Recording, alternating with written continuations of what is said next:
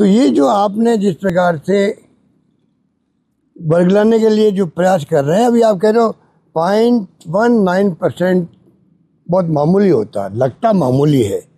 अगर आपने जो कहा है 1,44,000 वर्ग किलोमीटर में एरिया है, और मान लीजिए आपकी बात मान लेते हैं कि 0.19% जो है क्षेत्र की माइनिंग होगी, पता है उसमें कितना एरिया जाएगा? लगभग 27,200 माइंस वहाँ बन सकती है नई। और जब माइंस का काम शुरू होगा उन एरियो में, तो आप कल्पना नहीं कर सकते कि 27,000 तो होगी लीगल, इलीगल जो होगी वो पता नहीं कितनी होगी, किसी को नहीं मालूम। और सरकारें कोई हो रोकने में असफल रहती है हमेशा, ये मैंने अनुभव किया है। हमारे वक्त में हमने बहुत प्रयास किए, मैंने तो आईजी की पोस्ट क्रिएट कर दी खाली माइनिंग को बचाने के लिए, तभी शिकायत आती रही। तो आप बताइए, इतना बड़ा जो आपने फैसला किया है, इसको आप वापस दिखवाओ, इसमें कोई प्रतिष्ठा का सवाल मत बनाओ। हमारे को इसमें कोई राजनीति करने का इरादा बिल्कुल नहीं है।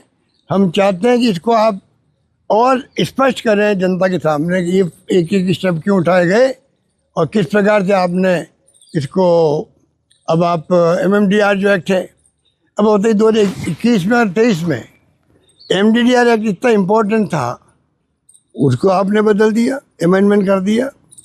क्या जरूरत थी उसकी? किसके इंटरेस्ट होंगे उसके अंदर, वो आपको बताना चाहिए पब्लिक को। मैं तो इसलिए दुखी हूँ कि 2-3 से अधिक एरिया तो इस जो है पूरा एरिया आता है अरावली का, राजस्थान में आता है, अधिकांश भाग राजस्थान से निकलता है अरावली का। और पूरे प्रदेश के अंदर बहुत लोगों आक्रोश भी है, हाहाकार मचा हुआ है। तो कृपा करके आप देखो किस प्रकार से आप जो ये 90% निशानों में ले लिया आपने, 90% कुछ नहीं होगा, बच जाएगी, ये खाली आपका ये भ्रमित करने वाले बयान आ रहे हैं, इससे कोई तुक नहीं है, ये मेरा मानना है।